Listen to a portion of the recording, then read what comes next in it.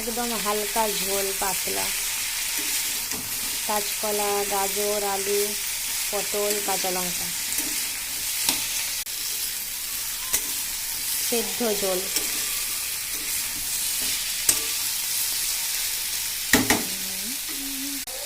এবারে এর মধ্যে জলটা দিয়ে দেবো।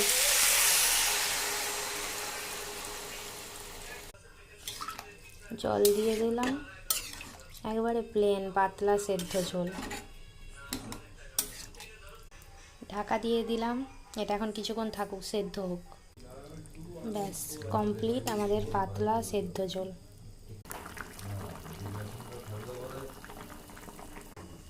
সেদ্ধ হয়ে গেল, সব কিছু কমপ্লিট। এটা হচ্ছে সেদ্ধ ঝোল, এই গরম ভাতের সাথে সেদ্ধ ঝোল।